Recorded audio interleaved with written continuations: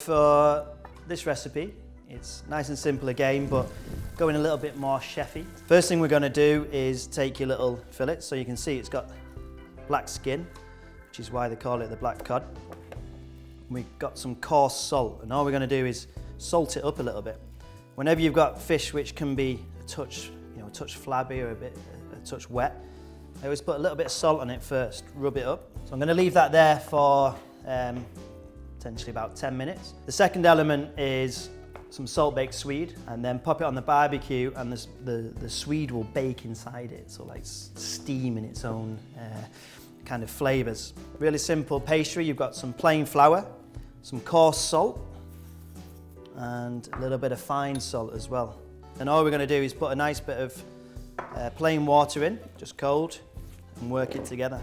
A lot of the time people worry about overworking pastry, but because we're not going to eat this, it's very, very salty, so I suggest you don't. If you make your pastry too wet, it's just going to dribble off and ooze down and not create a nice crust that's going to seal in all the flavour and the juices. See, it's nice and tight. What we're going to do is spread it out with my hands by compressing it, and then take my swede, or my yellow turnip, which we sometimes call it, and I'm going to leave the skin on it. So, see, just giving it a little rinse, make sure it's clean. But we want to leave the skin on because you kind of still want a bit of protection from the straight up kind of salty flavour of the pastry. Perfect. Now the last element is a little bit of black garlic vinaigrette. It's going to create a little bit of a glaze and a little bit of a sweet acidity. And you end up with this really caramelised, intense black coloured garlic inside. And the easiest way to get out the cloves is just a squeeze. And all we're going to do is pop that into a little food processor. Going to blend that into like a paste basically, with some white wine vinegar and some rapeseed oil. So I'll blend that first, black garlic and white wine vinegar.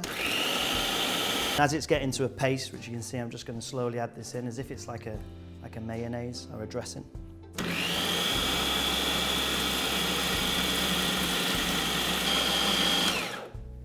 So if I quickly wash off this black cod, a little bit of cold water, then what you'll find is that it's just tightened it up a little bit, just firmed it.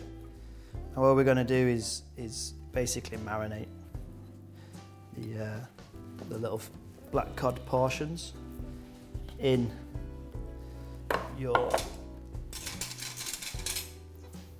lovely black garlic dressing. How's it going? Oh, yeah, all right? Yeah, just in time. We're actually, I think we're ready to go here. Ooh, look at that. We've got it, so I've got the fish grilling, but it's over a little smoke box. Just on the skin?